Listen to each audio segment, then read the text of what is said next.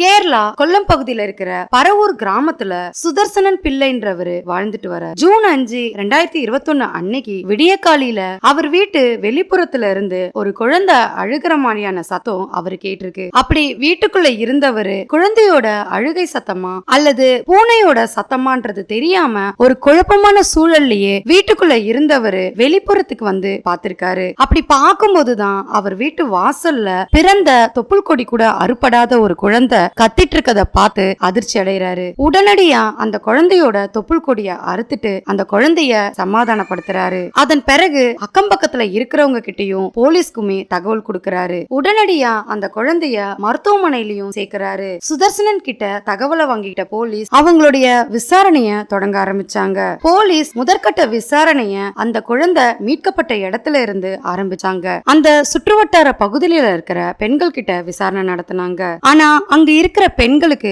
யாருக்குமே குழந்தை பிறக்கலன்றது போலீஸோட விசாரணையில தெரிய வந்தது. போலீஸ் மீட்கப்பட்ட குழந்தையோட வழக்குல பல கோணங்கள்ல விசாரணை நடத்தினாங்க. ஒரு கட்டத்துக்கு மேல சுதர்சனன் பிள்ளை மேலேயே போலீஸ்க்கு சந்தேகம் ஏற்பட்டது. ஆனாலும் தகுந்த ஆதாரங்கள் இல்லாம யாரையுமே குற்றவாளின்னு சொல்ல முடியாத சூழல்ல போலீஸ் இருந்து வந்தாங்க. இதுக்காக வேற வழி இல்லாம குழந்தையோட DNA டெஸ்ட் எடுத்து அந்த குழந்தையோட உயிரியல் தாய் யாருன்றத கண்டுபிடிக்கிறதுல ஈடுபட்டாங்க. அப்படி போலீஸால எடுக்கப்பட்ட DNA டெஸ்ட்ல சுந்தரம் பிள்ளையோட மகளான ரேஷ்மா தான் குழந்தையோட உயிரியல் தாய் என்றது தெரிய வந்தது. இத கேட்டு அதிர்ச்சி அடைஞ்ச சுதர்சனன் பிள்ளை நிச்சயம் அந்த குழந்தை தன்னோட மகளோடதா இருக்க வாய்ப்பே இல்லைன்றத சொல்றாரு. ஏன்னா ரேஷ்மா கர்ப்பமா இருந்ததே அவங்க அப்பாவுக்கு தெரியாது. இந்த விஷயம் ரேஷ்மாவோட கணவரான விஷ்ணுவுக்கு தெரிய வரும்போது அவரு அதிர்ச்சியிலேயே உறைஞ்சு போயிட்டாரு. ஏன்னா ரேஷ்மா கர்ப்பமா இருந்தது அவருடைய கணவரான விஷ்ணுவுக்கே தெரியாதுன்னு சொல்றாரு. உண்மையிலேயே அந்த குழந்தை ரேஷ்மாது தானா இல்ல யாரோடதுன்றத இன்னைக்கு கொஞ்சம் டீடைலா பாத்துடலாம். Welcome to TFT crime. நான் உங்கள் பிரியா. கேரளால பரவூர்ல வாழ்ந்துட்டு வரவர் தான் சுதர்சனன் பிள்ளை. இவருடைய இளைய மகளான ரேஷ்மாக்கும் விஷ்ணுக்கும் கடந்த 5-6 ஆண்டுகளுக்கு முன்புதான் திருமணம் நடந்திருக்கு. ரேஷ்மாவும் விஷ்ணுவும் காதலிச்சு பெற்றோர்களோட சம்மதத்தோட தான் திருமணம் செஞ்சுக்கிறாங்க. இந்த தம்பதிகளுக்கு 3 வயதுல ஒரு அழகான பெண் குழந்தை இருக்கு. விஷ்ணு ITI முடிச்சதால அவருடைய வேலைக்காக வெளிநாட்டுக்கு போக வேண்டிய சூழல் ஏற்பட்டிருந்தது. அதுக்காக விஷ்ணு தயாராகிட்டு இருந்த நேரத்துல தான் விஷ்ணுக்கும் ரேஷ்மாக்கும் அடிக்கடி சின்ன சின்ன சண்டைகள் வர ஆரம்பிச்சது. இதற்கான காரணமும் ரேஷ்மா அதிகப்படியான மொபைல் போனை யூஸ் பண்ணிட்டு வந்தது விஷ்ணுக்கு பிடிக்காம இருந்தது. ரேஷ்மா மொபைல்ல அதிகப்படியான நேரம் செலவிடுறது விஷ்ணுக்கு பிடிக்காததால அடிக்கடி தன்னோட மனைவிய கண்டிச்சுட்டே வந்திருக்காரு. இதனால ரேஷ்மாவுக்கு விஷ்ணு மேல வெறுப்பு ஏற்பட ஆரம்பிச்சது. இதற்காகவே இந்த தம்பதிகளுக்குள்ள அடிக்கடி சண்டைகளும் பிரச்சனைகளும் ஏற்பட ஆரம்பிச்சிருக்கு. ரேஷ்மா 12ஆம் வகுப்பு படிச்சிட்டு இருக்கும் போதே விஷ்ணுவை காதலிச்சதால வீட்டுல பெற்றோர்கள்ட்ட சம்மதத்தை வாங்கிட்டு சீக்கிரமே திருமணம் செஞ்சுக்கிறாங்க. இதனால கல்லூரி படிப்பையுமே தொடராம விட்டுட்டாங்க. இந்த மாதிரியான சூழல்ல தான் ஜனவரி 5, 2021 அன்னைக்கு காலையில சுதர்சனன் பிள்ளை வீட்டு வாசல்ல ஒரு குழந்தை அழற சத்தம் கேட்டிருக்கு. முதல்ல சுதர்சனன் பிள்ளை இது பூனையோட சத்தமா இருக்குமோன்ற சந்தேகத்தோடையே வீட்டுக்கு வெளியே வந்து பார்க்கும்போதுதான் அது ஒரு குழந்தையோட சத்தம்ன்றது தெரிய வந்தது. உடனடியா அந்த குழந்தைய மீட்டு மருத்துவமனையில சேர்த்துட்டு போலீஸ்க்கு தகவல் கொடுக்கறாரு. போலீஸோட முதற்கட்ட தகவல்ல எந்த ஒரு முன்னேற்றமும் இல்லாததால குழந்தையோட DNA டெஸ்ட பரிசோதனை பண்றாங்க. அப்படி ஆய்வு பண்ணதுல குழந்தையோடைய உயிரியல் தாய் ரேஷ்மா தான்ன்றது நிரூபிக்கப்பட்டது. 6 மாத காலமா எந்த ஒரு முன்னேற்றமும் இல்லாத இந்த வழக்குல ரேஷ்மா தான் குழந்தையோடைய உயிரியல் தாய்ன்றது தெரிஞ்ச உடனே அதிரடியா ரேஷ்மாவை போலீஸ் கைது பண்றாங்க. அப்படி ரேஷ்மாவை போலீஸ் கைது பண்ண பிறகும் கூட அவங்களுடைய கணவரான விஷ்ணுவும் அவங்களுடைய அப்பாவான சுதர்சனன் பிள்ளையும் தன்னோட மகளோட குழந்தையா இருக்க வாய்ப்பு இல்லைன்னு சொல்றாங்க. போலீஸ் அவங்க கிட்ட நடத்தின விசாரணையில தான் பொண்ணு கர்ப்பமா இருக்கிறதே தனக்கு தெரியாதுன்னு சொல்லியிருக்காரு. அதோட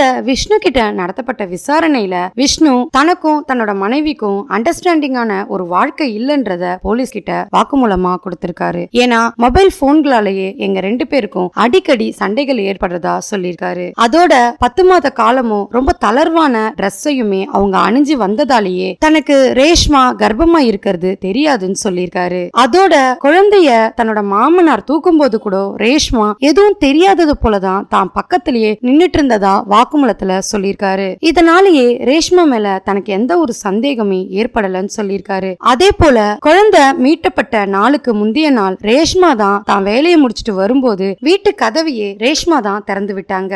அதனால ரேஷ்மா எப்போதும் போல சாதாரணமா விசுவாசமா இருந்ததாலேயே தனக்கு ரேஷ்மா மேல எந்த ஒரு சந்தேகமே வரலன்னு சொல்லியிருக்காரு. போலீஸ் ரேஷ்மா கிட்ட நடத்தின விசாரணையில ரேஷ்மா ஆனந்த்னு சொல்ற நபர்கிட்ட Facebook மூலமா பேசிட்டு வந்திருக்காங்க. அப்படி நட்பு ரீதியா பழகின ரேஷ்மா ஆனந்தையே மொபைல் போன் மூலமாவே பார்க்காமலேயே காதலிச்சிருக்காங்க. அந்த நேரத்துல தான் ரேஷ்மா கர்ப்பம் தரிச்சிருக்காங்க. ஆனா ஆனந்த காதலிச்சுட்டு வந்ததால தன்னோட கணவர்கிட்டயும் தன்னோட காதலன் கிட்டயுமே தான் கர்ப்பமா இருக்கிறத மறைச்சிருக்காங்க. அப்படி மறைச்சவங்க கொஞ்ச நாட்கள்லயே ஜனவரி 5ஆம் தேதி குழந்தையும் பெற்றெடுத்திருக்காங்க. எங்க தனக்கு இன்னொரு குழந்தை பிறந்துட்டா காதலனான ஆனந்த் தன்னை விட்டு போயிடுவானோன்ற எண்ணத்துலதான் தான் கர்ப்பவதியா இருந்ததையே மறைச்சிட்டதா சொல்லிருக்காங்க.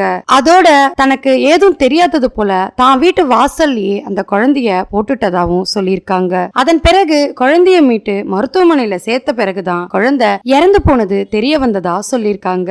ரேஷ்மா கிட்ட இருந்து வாக்குமூலத்தை வாங்கின போலீஸ் அவங்களுடைய மொபைல் போனையுமே கைப்பற்றிருக்காங்க. அந்த மொபைல் போன்ல சேட் பண்ண ஆனந்த்ன்ற நபரை தேட ஆரம்பிச்சாங்க. ரேஷ்மா கிட்ட பேசிட்டு இருந்த ஆனந்த்ன்ற ஐடி அது ஒரு ஃபேக் ஐடின்றதையும் போலீஸ் கண்டுபிடிச்சாங்க. இதுக்காக 200க்கும் மேற்பட்ட ஃபேக் ஐடியில ஆனந்த்ன்ற பேர் இருக்கிற நபர்கள் எல்லாம் ஆய்வு செஞ்சுட்டு வந்தாங்க போலீஸ். அப்படி விசாரணை ஒரு பக்கம் போயிட்டு இருக்கும் போதே மறுபக்கம் போலீஸ்க்கு ஒரு தகவல் கிடைக்குது. விஷ்ணுவோட அண்ணனோட மனைவியான ஆரியான்ற பெண்மணியும் விஷ்ணு அத்தையோட வளர்ப்பு மகளான கிருஷ்ணாவும் தற்கொலை பண்ணி இறந்துட்டதா போலீஸ்க்கு தகவல் கிடைக்குது. இத கேட்டு குழப்பமடைஞ்ச போலீஸ் சம்பவம் நடந்த இடத்துக்கு போய் ஆய்வு செஞ்சுட்டு அந்த உடல்களை மீட்டு எடுத்தாங்க. இறந்து போன பெண்களை பத்தி விசாரணை நடத்தும் போதுதான் அந்த இரு பெண்களுமே தற்கொலை செஞ்சுக்கிட்டு இறந்து போனதா விசாரணையில தெரிய வருது. இந்த சூழல்ல தான் போலீஸ்க்கு இந்த கேஸ் ஒரு சவாலா இருந்தது. எதுக்காக கைது செய்யப்பட்ட பெண்ணோட உறவுக்கார பெண்கள் தற்கொலை செஞ்சு இறந்துட்டாங்கன்ற குழப்பத்தோடையே போலீஸ் இருந்து வந்தாங்க. இதன் பிறகு இறந்து போன பெண்மணியோட மொபைல் போன்களை ட்ராக் பண்ணி கண்டுபிடிக்கணும்னு நினைச்சாங்க. ஆனா அவங்களுக்கு கடைசி வரைக்குமே அவங்களுடைய மொபைல் போன் கிடைக்காமலே போயிடுச்சு. அவங்க ஆற்றுல விழுந்து இறந்து போயிட்டதால மொபைல் போன் ரெண்டுமே தண்ணில அடிச்சிட்டு போயிட்டதா விசாரணையில சொல்லிருக்காங்க. போலீஸ் இறந்து போன ஆரியா கிருஷ்ணாவோட மொபைல் நம்பரை ட்ராக் பண்ணி பார்க்கும்போதுதான் இறக்கிறதுக்கு கொஞ்ச நேரத்துக்கு முன்னாடி ஒரு ஆண் நண்பருக்கு கிருஷ்ணா போன் பண்ணிருக்கிறது தெரிய வந்தது. உடனடியா அந்த நபரை கூப்பிட்டு விசாரிக்கும் போதுதான் கிருஷ்ணாவும் ஆரியாவும் ரேஷ்மாவை ஏமாத்துறதுக்காக ஆனந்த்னு சொல்லப்படுற ஒரு பொய்யான கணக்குல ரேஷ்மாவை காதலிக்கிற மாதிரியான ஒரு பொய்யான பிம்பத்தை ஏற்படுத்தியிருக்காங்க. ரேஷ்மாவும் தான் கூட பேசிட்டு இருக்கிறது உண்மையாலேயே ஆண் நண்பர் தான்ற எண்ணத்துல தான் கர்ப்பமா இருந்தது கூட தன் கணவர்கிட்ட இருந்து மறைச்சு எங்க தன்னோட காதலனுக்கு தெரிஞ்சிட்டா தன்னை ஏத்துக்காம போயிடுவாரோன்ற எண்ணத்துல குழந்தைய கைவிட்டதா சொல்லியிருக்காங்க. விஷ்ணுவோட அத்தை வளர்ப்பு மகளான கிருஷ்ணாவும் ஆரியாவும் தற்கொலை செய்யறதுக்கு முன்னதா ஒரு கடிதம் ஒண்ணு எழுதியிருக்காங்க. அந்த கடிதத்துல கிருஷ்ணா கர்ப்பமா இருந்தது தங்களுக்கு தெரியாதுன்னு குழந்தையோட இறப்புக்கு நாங்க காரணம் இல்லைன்னு சொல்லி எழுதியிருக்காங்க. அதோட ரேஷ்மா ஆண் நண்பர் கூட பழகிதான் இந்த மாதிரியான விஷயங்கள் செஞ்சது விசாரணையில தெரிய வரும்போது ஃபேக்கான ஐடியில ஓபன் பண்ணதால தங்களுக்கு அதிகப்படியான தண்டனைகள் கிடைச்சிருமோன்ற அச்சத்தாலேயே அந்த இரு பெண்களுமே தற்கொலை செஞ்சு இறந்துட்டாங்கன்றது விஷ்ணு தெரிவிச்சிருந்தாரு. ரேஷ்மா கைது செய்யறதுக்கு முன்னதா தன்னோட அண்ணியான ஆரியாவும் தன்னோட வளர்ப்பு அத்தை மகளான கிருஷ்ணாவும் ஒரு விதமான பதட்டமான சூழலிலேயே இருந்து வந்தது தங்களுக்கு நல்லாவே தெரியும் சொல்லியிருக்காங்க. இறந்து போன ஆரியாவும் கிருஷ்ணாவும் மற்றும் கைது செய்யப்பட்ட ரேஷ்மா 3 பேருமே பள்ளி பருவத்துல இருந்து நண்பர்களா பழகி வந்திருக்காங்கன்றது போலீஸ் விசாரணையில தெரிய வந்திருக்கு. பள்ளி பருவத்துல ஏற்பட்ட நட்பு காரணமா விஷ்ணுவையும் காதலிச்சிருக்காங்க. அதன் பிறகு விஷ்ணுவோட உறவினர்ன்றதால இவங்களுடைய நெருக்கம் இன்னும் அதிகமா இருக்கிறதா போலீஸ் விசாரணையில தெரிய வந்திருக்கு. இறுதியா ரேஷ்மாவோட கணவரான விஷ்ணு குழந்தை பிறந்த விஷயத்த தன்னோட மனைவி தாங்கிட்டையாவது சொல்லி இருக்கலாமேன்னு சொல்லி வருத்தப்பட்டிருக்காரு. விஷ்ணுவோட அண்ணியான ஆரியாவுக்கு ஒரு 3 வயதுல கை குழந்தை இருக்கிறதால அட்லீஸ்ட் இந்த விஷயத்த தாங்கிட்டையாவது சொல்லி இருக்கலாமேன்னு சொல்லி ரொம்பவே வருத்தப்பட்டிருந்தாரு. அப்படியே வெளிப்படையா யாராவது இந்த விஷயங்களை சொல்லியிருந்தா கூட இவங்களுடைய தவறான பாதைகள்ல இருந்து இவங்களை காப்பாத்தி இருக்கலாமேன்ற வருத்தத்தை தெரிவிச்சிருந்தாரு. ரேஷ்மாவை கைது பண்ண போலீஸ் நீதிமன்றத்துல ஆஜர்படுத்தி கேரளா திருவனந்தபுரத்துல இருக்கிற பெண்கள் சிறையில அடைச்சிருக்காங்க. எப்போதுமே திருமணம் தாண்டிய உறவு ஒரு கிரைம்ல தான் போய் முடியும்ன்றது நம்ம ஒரு கதையிலுமே பாத்துக்கிட்டு வரும். ரேஷ்மாவோட அல்ப ஆசையால ஒரு பச்சிளம் குழந்தையோட உயிர் பலியாயிடுச்சு. இந்த வழக்க பத்தின உங்களுடைய கருத்தை மறக்காம கமெண்ட்ல சொல்லுங்க. லைக் பண்ணுங்க, ஷேர் பண்ணுங்க. மறுபடியும் வேற ஒரு கேஸோட உங்களை சந்திக்கிறேன். தேங்க்யூ.